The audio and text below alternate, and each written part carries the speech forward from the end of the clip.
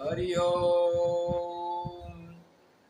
अभी आज का विषय है गौ मातम। ये संक्षिप्त व्याख्यान माला का आखिरी 3 श्लोक है। व्याख्यान माला में काफी है, हमने संक्षिप्त किया है।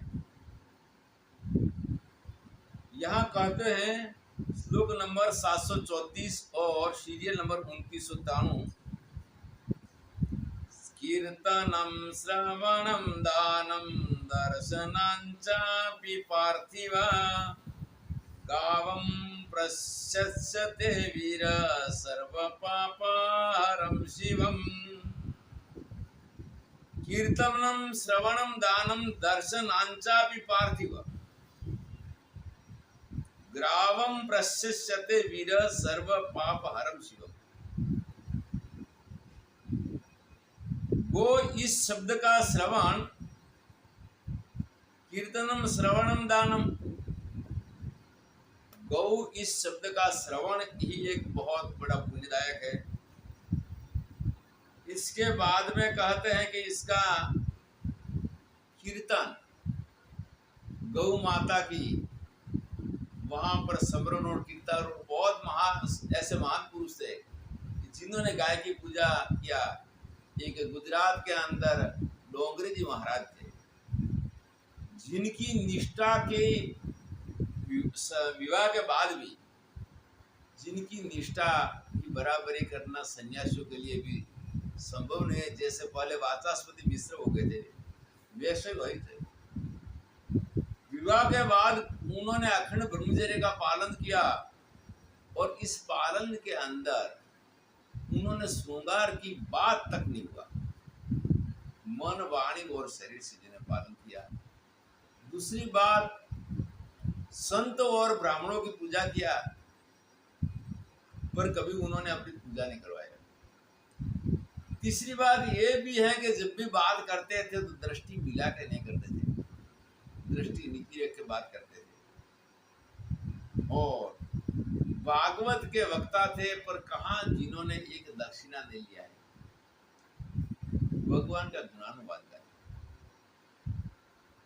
वो प्रतिदिन गौ पूजा करते थे, और गौ पूजा करते थे। उन्होंने सनातन धर्म की मर्यादा के लिए बहुत ही आज भी वंदनीय है। कई लोगों के घरों के अंदर गुजरात में डोंगरे जी महाराज की आज भी तस्वीरें मौजूद है। और आखिरी में जब उन्होंने शरीर छोड़ा तो ऐसा लगा कि अब शरीर नहीं रहेगा, तो हॉस्पिटल से भी वापस संतराम मंदिर के अंदर आए और आतुर संन्यास लिया। आतुर संन्यास लेके उन्होंने देह का त्याग किया। वो गौ महात्म के अंदर उनको इसीलिए याद किया कि उन्होंने जब तक अपना शरीर चला तब तक गौ माता की पूजा किया। और वैसे माँ भगवती गौ माता है। गौ माता के अंदर भी शंकरन आया है। होल्स्टीन फ्रीजियन, जर्सी, जो विदेशी सांड से जो गौओं का वहां पर, यहाँ पर हमारे भारत के अंदर होती है, जो दूध ज्यादा देती है, लेकिन इसमें रोग भी ज्यादा आ जाते हैं, क्योंकि वो हमारा भारतीय वातावरण इतना उनको अनुकूल नहीं होता। ये करके हम हमारी भारतीय गाय जो है, ये गाय का इतना बहिष्कार नहीं करते, पर हो सके तो हमारी भारतीय गाय ज्यादा श्रेष्ठ है। और इसके अंदर भी कॉकरेज गाय जो है, तो सबसे ज्यादा रूपवान है भारतीय गायों में।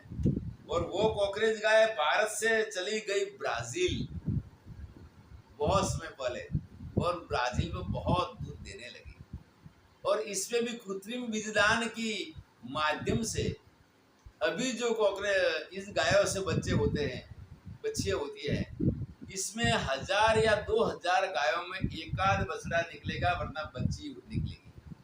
और उनकी दूध की मात्रा भी अच्छी है। दूध की मात्रा भी 6 लीटर, कम से कम 5.5 से 7 लीटर तक दूध देती है।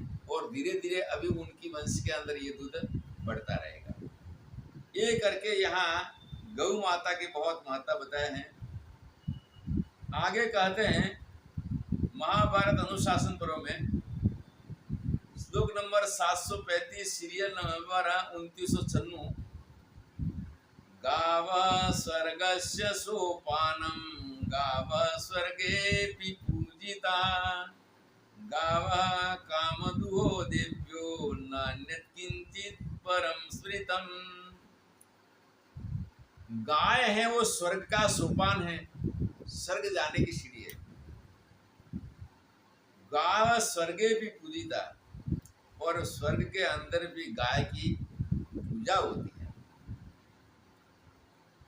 इसीलिए गाव काम दिहो दुहो दिव्यो काम देनु, इसीलिए कहते कि हमारी सारी कामना को देने वाली। प्रथम गाय का धनी मुख्य माना जाता था। यहाँ पर घी दूध मक्खन और साथ साथ परलोक के अंदर भी इसकी सेवा से स्वर्ग, ये करके गाय के बराबर अन्य को भी संसार के अंदर बढ़कर नहीं है। और किसान भाई को बड़ा एक विनंती है कि आप देशी गायों को रखो। दूध की जरूरत हमें देश के अंदर बहुत है, दूध प्रतिदिन महंगा होता रहता है।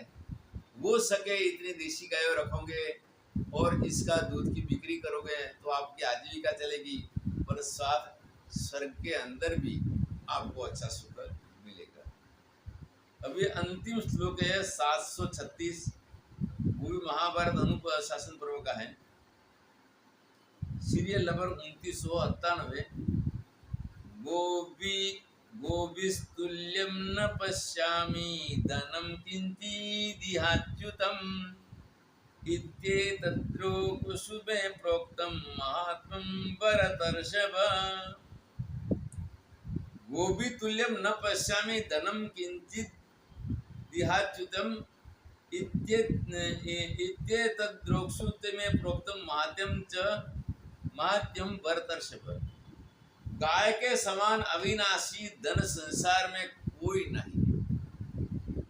इस संसार के अंदर अविनाशी धन गाय का जैसा कोई नहीं है। और ये करके गायों का मातम हमने पूर्वजों से सुना है, क्योंकि हमारे पूर्वज पहले से गाय के विषय में कहते आ रहे हैं। और हमारे ऋषि मुनियों ने स्मृति के अंदर भी उनका उल्लेख किया है। ये करके गाय की सेवा पूजा, और किसान हैं तो इस गायों को, देशी गायों को ज़्यादा बसाकर अपना ये लोग परलोक दोनों को ठीक करे। इसके साथ हमारी संक्षिप्त व्याख्यान माला यहाँ पूर्ण होती है। हरि ओम। पूर्णमद पूर्णमिदं पूर्णात् पूर्णमुदच्यते पूर्णस्य पूर्णमादाय पूर्णमेवावशिष्यते। ओम शांति शांति शांति।